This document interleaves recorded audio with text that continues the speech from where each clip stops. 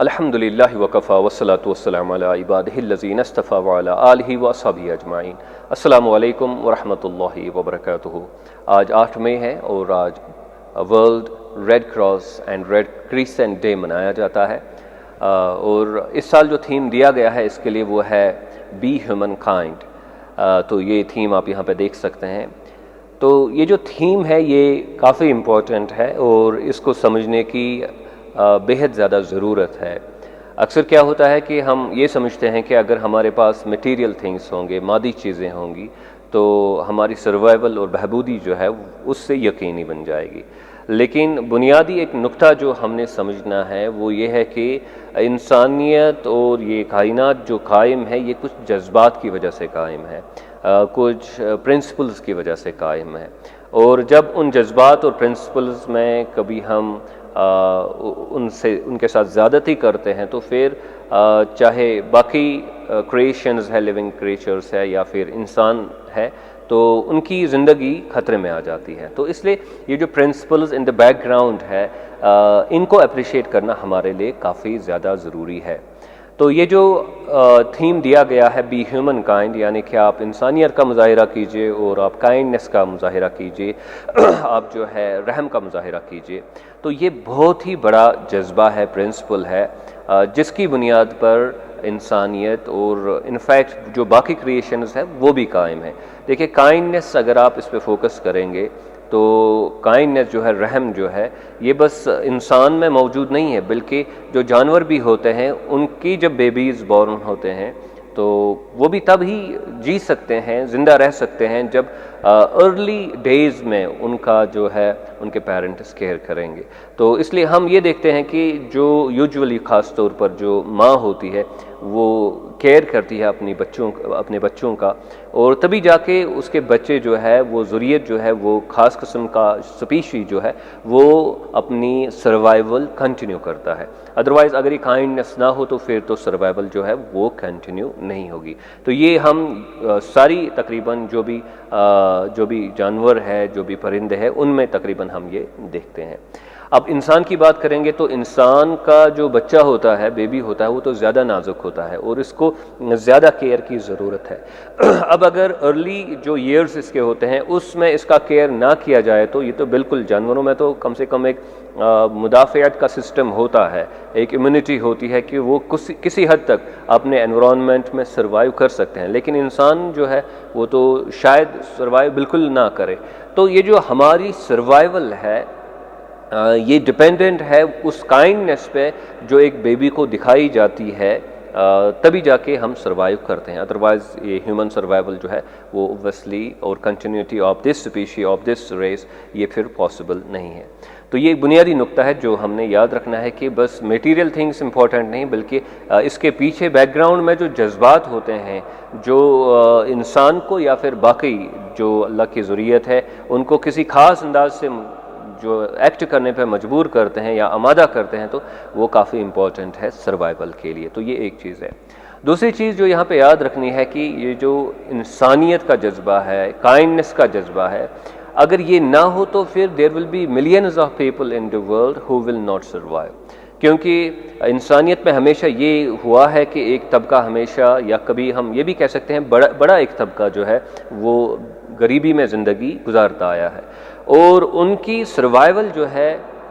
या उनमें से काफ़ी लोगों की सर्वाइवल जो है वो डिपेंड करती है कि बाकी लोग उनके तय कितना शफ़क़त का जज्बा दिखाएंगे। तो आजकल भी आप देख सकते हैं there are lots of organisations who work for poverty stricken people, गरीबों के लिए जो काम करते हैं, लाचारों मोहताजों के लिए जो काम करते हैं, तब जाके वो लोग जो है सर्वाइव कर पाते हैं। तो ये जो एक्ट्स ऑफ काइंडनेस है, इसलिए ये जो हमारी स्पीशी है या फिर इसका एक जो बड़ा हिस्सा है उसकी सर्वाइवल की ज़मानत बनता है, गारंटी बनता है। अगर ह्यूमैनिटी ना दिखाई जाए, अगर जो है जज्बे रहम ना दिखाया जाए, तो फिर तो सर्वाइवल जो है वो पॉसिबल नहीं रहेगा। सो द पॉइंट हियर इज़ कि ह्यूमन सर्वाइवल और फिर काफ़ी जो बड़ा तबका है इंसानियत का उसकी सर्वाइवल लेटर एज में, ह्यूमन सर्वाइवल अर्ली एज में तो सब डिपेंडेंट है, लेकिन लेटर एज में ख़ास तौर पर जो एक गरीब तबका है उसके तई शफ़क़त दिखाना, रहम दिखाना जो है उसकी सर्वाइवल की ज़मानत बनता है। अब देखिए और एक चीज़ जो है वो बड़ी इम्पॉर्टेंट है यहाँ पे, और वो ये है कि जब हम किसी के साथ अच्छा करते हैं, ख़ास तौर पर ये रहम वाले काम करते हैं, शफ़क़त वाले काम करते हैं, किसी की मदद करते हैं, तो उस मदद से जो है इंसान को खुद को राहत मिलती है, सुकून मिलता है। तो इससे ये बात पता चलती है कि ये जो रहम करना है, शफ़क़त दिखाना है, दूसरों के साथ इंसानियत वाला सलूक करना जो है, ये एक्चुअली इंसान की अपनी फितरती मजबूरी भी है। जो जितना इंसान इसके साथ इंसाफ करेगा, जितना इंसान इसको उजागर करेगा, इसको वर्कआउट करेगा, तो उतना इंसान जो है खुद सुकून और इत्मीनान से ज़िंदगी गुजारता है। जो लोग कंजूस होते हैं, बस अपने लिए सोचते हैं, अपने लिए काम करते हैं, तो यूजुअली वो किसी हद तक फ्रस्ट्रेटेड ज़िंदगी गुजारते हैं। वो आज़ादाना सांस नहीं ले सकते उनके मुकाबले में जो बाकी लोगों के लिए काम करते हैं, क्योंकि उनमें सुकून होता है। तो उस एंगल से भी अगर देखा जाए तो ये हमारी फितरत का एक बुनियादी साइकोलॉजिकल नेचर का एक बुनियादी इंग्रेडिएंट है, जिसको पालना हमारे लिए, जिसको ग्रो करना हमारे लिए और जिसका ख्याल करना हमारे लिए काफ़ी ज़रूरी है। अब दूसरे एक मजमून पे आते हैं जो इससे बड़ा गहरा ताल्लुक़ रखता है। जदीद दौर में हम मेरिट पे भरोसा करते हैं, और there is a term meritocracy, यानी कि जब हम कोशिश करेंगे कि हर कोई चीज़ जो है वो मेरिट की बुनियाद पे तय हो जाए। अब चूँकि मेरिटोक्रेसी का बड़ा ताल्लुक़ जो है वो एजुकेशन के साथ यानी कि बनता है। अगर आपने अच्छी डिग्रियाँ की है, बड़े बड़े एग्ज़ाम आपने पास किए हैं, तो आप बड़े ओहदों पे पहुँचते हैं।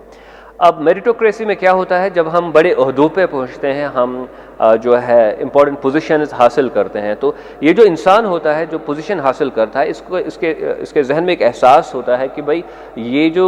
मेरे साथ हुआ है, जो मैंने पोजीशन हासिल की, it is because of my merit, because of my hard work. तो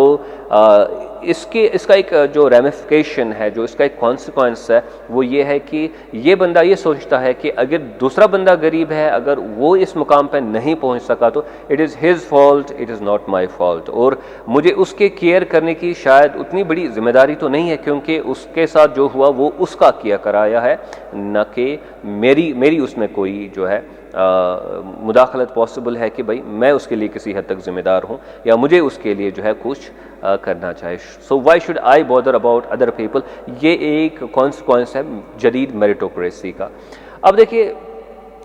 एक स्कॉलर है जिसका नाम है माइकल सैंडल, उन्होंने एक बुक लिखी है द टायरनी ऑफ मेरिट, और उसमें वो बड़ा मुफस्सल बहस इस नुक्ते पे करते हैं कि इसकी वजह से जदीद दौर में किस किस्म की प्रॉब्लम को जो है वो जन्म मिला है, और सोशल लेवल पे किस तरह ये एक डिसऑर्डर क्रिएट कर रहा है हमारे समाज में। तो एक बुनियादी नुक्ता जो वहाँ पे है उसकी तरफ मैं आपको लेना चाहता हूँ, जो बड़ा ही वैलिड नुक्ता है। वो कहते हैं, देखिए ये जो मेरिटोक्रेसी की बुनियाद ये है, हम ये समझते हैं कि ये हमारी वजह से है जो हमें पोजीशंस हासिल हो रही हैं, लेकिन अगर हम गौर फिक्र करेंगे, एक बंदा अगर हम बस इतना समझे कि भाई इसके पास ज़बरदस्त इंटेलेक्ट है और इसकी वजह से इतना इसने बड़े एग्ज़ाम्स क्वालिफाई किए या बड़ी डिग्रियां हासिल की, तब जाके एक पोजीशन पे पहुंचा, तो वो कहते हैं कि ये जो इसके अंदर जो ये इंटेलिजेंस है, क्या ये इसने खुद बनाई या इसके अंदर ये किसी ने पहले ही रखी है, यानी कि क्या ये नेचर की दी हुई है या फिर ये इसका खुद क्रिएटर है। तो जाहिर सी बात है, कोई भी बंदा ये नहीं कहेगा कि मुझ में जो इंटेलिजेंस है वो मेरी खुद की क्रिएशन है, ये नेचर ने इसको बेस्टो की है, नेचर ने इसको दी है, तो इसलिए ये इसका एक्चुअल ओनर नहीं है। तो इससे ये एक नतीजा निकलता है कि जो उसने अब एक मेरिट वाली पोजीशन हासिल की, दैट मीन्स कि उसमें तो उसका थोड़ा कंट्रीब्यूशन हम मान सकते हैं, बट ये कबूल करना कि हर कोई चीज़ उसकी वजह से है, तो वो तो फिर पॉसिबल नहीं हो सकता है, क्योंकि जो इंटेलिजेंस है वो तो इसकी खुद की नहीं है, वो किसी नेचर ने इसको दी है। इसी तरह जब हम कोई काम करते हैं, कोई पोजीशन हासिल करते हैं, तो इसमें बड़ा अमलो दखल होता है हमारे माहौल का, जैसे कि हमारे घर की पोजीशन क्या है, हम किस सोसाइटी में रहते हैं, और हमारे समाज की नौइयत क्या है, गवर्नमेंट कौन सी फैसिलिटीज़ प्रोवाइड कर रहा है, so on and so fourth. अब ये जो एनवायरनमेंट की हालत जो है, जाहिर सी बात है एक बच्चा तो ये तय नहीं करता है, एक बच्चा इसमें पैदा हो जाता है, तो चूंकि इसका कंट्रीब्यूशन होता है बच्चे की सक्सेस में, तो ये जो सक्सेस हासिल करता है बच्चा ये एनवायरनमेंट की वजह से, और एनवायरनमेंट जो है वो इसने खुद नहीं बनाया है, इसने खुद मॉडिफाई नहीं किया है। तो दैट मीन्स के जो सक्सेस का क्रेडिट है वो बस बच्चे को नहीं जाएगा, एक फ़र्द को नहीं जाएगा, बल्कि उस सक्सेस का क्रेडिट जो है वो पार्टली कौन शेयर करेगा, वो उसका एनवायरनमेंट शेयर करेगा। तो इसलिए उसकी रिस्पॉन्सिबिलिटी बनती है एनवायरनमेंट के तई, अपने माहौल के तई, जिसकी वजह से उसने अपना मेरिट जो है हासिल किया। तो यहाँ पे दो चीज़ें सामने आ जाती हैं। एक तो ये है कि जो उसमें इंटेलिजेंस है वो कुदरत ने डाली है, वो अल्लाह ने डाली है, तो इसलिए वो खुदा को ओ करता है अपनी सक्सेस। दूसरा ये कि जो एनवायरनमेंट है वहाँ पे लोगों ने काम किया है तब जाके इसने सक्सेस हासिल की, तो वो ओ करता है अपनी success to his environment and to the people who have done good job in that very environment. So the point here is कि हमारी सक्सेस हमारी मुकम्मल तौर पर हमारी नहीं होती है, इसमें कुदरत का हाथ है, इसमें जो हमारा एनवायरनमेंट है उसका हाथ है। इसलिए we owe something to God and we owe something to our environment. और इसलिए वो क्या कहते हैं कि we need to show this acts of kindness, यानी कि फॉर एग्जांपल अगर हम पैसे पे करेंगे ताकि गरीबों की माउनत की जाए, गरीबों का केयर किया जाए, तो ये कोई गैर फितरी चीज़ नहीं है, हम किसी पे एहसान नहीं कर रहे हैं, क्योंकि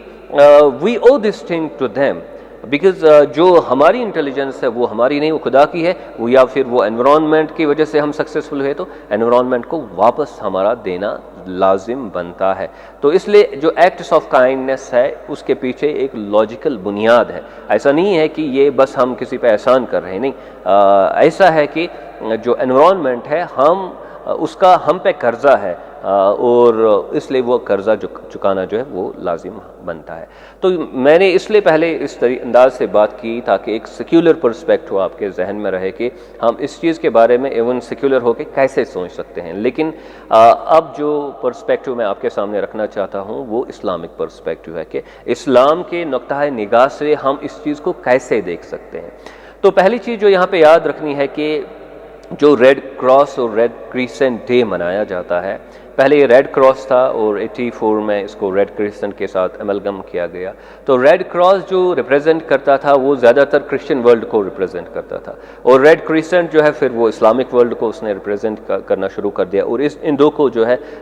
अमलगम किया गया, यानी कि इनको कंबाइन किया गया। तो एक चीज़ अब यहाँ पे हमने अप्रिशिएट करनी है कि अगर हम कोई काम करेंगे, ज़बरदस्त काम करेंगे, तो इसके अप्रिशिएट करने वाले आगे हैं और हमें कबूल किया जाएगा। अगर हम अच्छा काम कर रहे हैं तो हमें कबूल किया जाएगा, यानी कि सिस्टम में इतनी कैपेसिटी है कि हमारे अच्छे काम को रिकॉग्नाइज किया जा सकता है। तो हमें पहले ये नहीं सोचना चाहिए कि भाई बाकी अक़वाम जो है हमारे दुश्मन है इसलिए वो हमारे अच्छे काम को कभी अच्छा नहीं कहेंगे। There will be people who will appreciate if we do something good and they will integrate that very goodness with their goodness. तो ये पॉसिबल है। तो ये पहला पॉइंट है जो हमने अप्रिशिएट करना है। दूसरा ये है कि अगर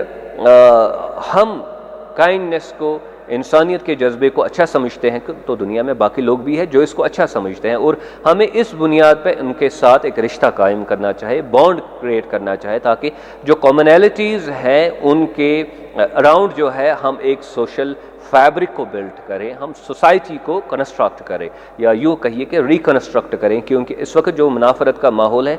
ये इस वजह से है कि क्योंकि हम डिफरेंसेस पे ज़्यादा फोकस कर रहे हैं, और जो हमारे दरमियान, लोगों के दरमियान जो सिमिलैरिटीज़ हैं उनको हम सरफ नज़र करते हैं। So this point should also be taken into consideration. तीसरी और एक इम्पॉर्टेंट पॉइंट, एक इम्पॉर्टेंट जो नुक्ता है जिसको मैं हाईलाइट करने जा रहा हूँ वो ये है कि इस्लाम में अब ये जो इंसानियत के जज्बे, हमदर्दी के जज्बे और रहम के जज्बे की कितनी इम्पोर्टेंस है। तो अब सारा कुरान बड़ा पड़ा है, अहादीस मुबारक बड़े पड़े हैं इन मज़ामीन से, तो सब चीज़ें ज़ाहिर सी बात है हम नहीं बता सकते। बस एक इंट्रोडक्टरी यहाँ पे मैं एक तज्ज़िया पेश करूँगा ताकि ये थोड़ा बहुत क्लैरिटी हो जाए कि हमारे लिए इस प्रिंसिपल पे स्टैंड करना कितना ज़रूरी है कि बी ह्यूमन काइंड, यानी कि जो थीम है इस साल के red cross red crescent day का। कुरान मुबारक ने मुख्तलिफ तरीक़ों से ये बात हमें समझाई है कि ईमान किसे कहते हैं या इस्लाम किसे कहते हैं, और एक खूबसूरत जो कुरान की सूरत है वो सूरतुल बलद है। सूरतुल बलद है, और सूरतुल बलद 90th chapter of the Quran है। अब इसमें अल्लाह सुब्हानहू व तआला फरमाते हैं कि फलक तहमल अक़बा, कुछ चीज़ों का तज़किरा करके कि अल्लाह ने कितने एहसानात हम पे किए हैं, उसके बाद फलक तहमल अक़बा। अब जो है कौन वो आदमी है जो दुश्वार वादी पार करेगा, यानी कि जो इस्लाम का इम्तिहान जो है वो कबूल करेगा और इस पर अमल करने की कोशिश करेगा। फलक तहमल अक़बा, कौन जो है दुश्वार वादी पार करेगा, यानी कि दुश्वार वादी का मतलब यह है कि जो दीन का इम्तिहान है वो कौन कबूल करेगा, कौन इस पर अमल करेगा। फलक तहमल अक़बा वमा अदराक मल अक़बा, अब आपको ये कौन बताएगा कि ये दुश्वार वादी है क्या, ये दुश्वार रास्ता है क्या। वमा अदराक मल अक़बा फ़क्कु रक़बा, ये है गर्दन आज़ाद करना। तो गर्दन आज़ाद करने का मतलब ये है कि कोई गुलाम होगा तो हम उसको आज़ाद करेंगे, या फिर गर्दन आज़ाद करने का मतलब ये भी हो सकता है कि किसी की गर्दन फंसी हुई है, यानी कि वो ज़बरदस्त मजबूरी में है, मुश्किल हालात में है, उसकी इज़्ज़त पे बनाई है या उसके जान पे बनाई है, तो अगर हम उसकी मदद एट दैट टाइम करेंगे तो ये हुआ गर्दन आज़ाद करना। तो ये तब एक इंसान करेगा जब उसमें इंसानियत और हमदर्दी का जज्बा मौजूद होगा, जब उसमें रहम कूट कूट के भरा हुआ होगा। तो इसलिए अल्लाह सुब्हानहू व तआला फरमाते हैं फ़क्कु रक़बा औ इत्आमुन फ़ी यौमिन ज़ी मस्ग़बा, या किसी को खिलाना उस दिन जिस दिन या जिस दौर में वो गरीबी के हालत में ज़िंदगी गुजार रहा हो, जब उसके पास खाने के लिए कुछ ना हो। फलक तहमल अक़बा वमा अदराक मल अक़बा फ़क्कु रक़बा औ इत्आमुन फ़ी यौमिन ज़ी मस्ग़बा यतीमन ज़ा मक़रबा, यतीम को खिलाना जो कराबतदार हो, रिश्तेदार हो या हमसाया हो। औ मिस्कीनन ज़ा मतरबा, या फिर मिस्कीन को खिलाना जो ज़मीन पे गिर गया हो, जो ज़मीन से चिपक गया हो, क्योंकि उसके पास कुछ नहीं है, उसके पास कोई सहारा नहीं है, उसके पास कोई वे आउट नहीं है, तो उसको खिलाना पिलाना जो है इसको दीन का, इन सब चीज़ों को दीन का इम्तिहान बताया गया है। तो फिर अल्लाह सुब्हानहू व तआला फरमाते हैं कि सुम्मा काना मिनल लज़ीना आमनू, और इसके बाद ये हो कि वो ईमान वाला हो, वतवासौ बिस्सब्रि वतवासौ बिल मरहमा, और वो सब्र की तलकीन कर रहा हो और रहम करने की तलकीन कर रहा हो। उलाइका अस्हाबुल मैमना, यही वो लोग होंगे जो दाएं तरफ के लोग होंगे, यानी कि ये वो लोग होंगे जिनको अल्लाह ताला उस कैटेगरी में रखेगा जो कि कामयाब लोगों की कैटेगरी होगी, जो कि वो उन लोगों की कैटेगरी होगी जिनके साथ अल्लाह सुब्हानहू व तआला राज़ी होंगे और जिन्होंने अपनी ज़िंदगी का मकसद जो है वो फुलफ़िल किया होगा। सो द पॉइंट हियर इज़, यहाँ पे मरहमा का भी तज़किरा आया, रहम करने का तज़किरा अलग से आया, और फिर रहम करने का जो अंदाज़ है, हमदर्दी के जो मुख्तलिफ डायमेंशंस है, उनको भी यहाँ पे उजागर किया गया है। अब यहाँ पे ये नहीं बताया गया है कि भाई ये नेकी के काम है, यहाँ पे बताया गया है कि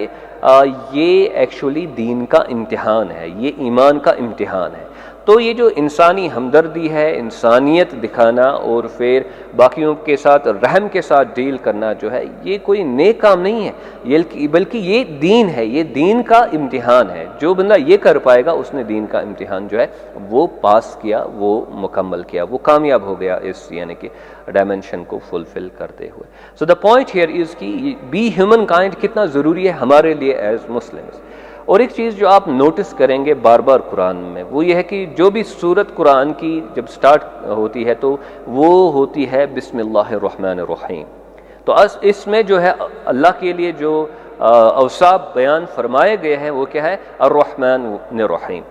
अर्रहमान अर्रहीम, यानी कि ये जो अर्रहमान या अर्रहीम है, इनका जो रूट वर्ड है या जो जिस मादे से इनको डिराइव किया गया है वो है रहम, एंड रहम means वोम of the mother. What is mother known for? Mother is known for her love towards हर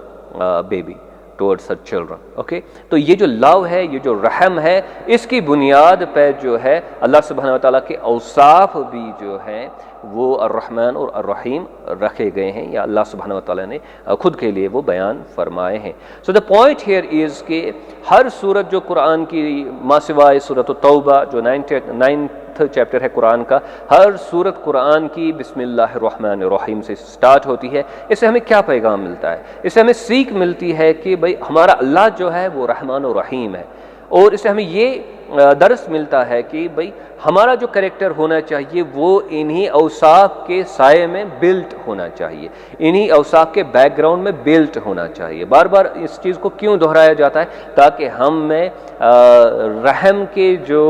जो रहम का जो जज्बा है, इंसानी हमदर्दी का जो जज्बा है और इसकी जो मुख्तलिफ डायमेंशंस हैं वो हमें पता चलें और उनको हम अपनाएं, वो हमारी ज़िंदगी का असासी जो है हिस्सा बने। So this is the message that we get from the beginning of every chapter of the Quran except for Surat Tawbah. इसी तरह हम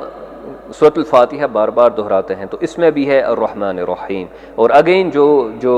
एम्फेसिस है, जो मैसेज है वो ये है कि आपने रहम के कंसेप्ट को सीरियसली लेना है, इसको इंटरनलाइज करने की कोशिश करिए, क्योंकि आपकी कामयाबी जो है वो रहम के इस बुनियादी तस्वुर के मुताबिक जो है वो परखी जाएगी। ये आपका एसेंशियल क्राइटेरियन है, मेयार है, जिसके मुताबिक ये तय किया जाएगा कि वेदर यू आर सक्सेसफुल और यू आर नॉट सक्सेसफुल। पैगम्बर अलैहिस्सलातु वस्सलाम ने एक मशहूर हदीस मुबारक में, मुख्तसर हदीस मुबारक है, उसमें फरमाया कि मल्ला यरहम ला युरहम, one who doesn't show mercy no mercy will be shown to him. वो बंदा जो रहम ना दिखाए उस पर रहम नहीं किया जाएगा। तो the message is open and clear, the writing on the wall is very clear कि भाई हम जब तक रहम ना दिखाए, हम इंसानी जज्बे के तहत काम ना करें, हमदर्दी के साथ लोगों के साथ पेश ना आए, हत्ता कि जानवरों के साथ पेश आए, तब तक हमारा जो ईमान है वो नामुकम्मल है, बल्कि हम ईमान के दायरे से बाहर है।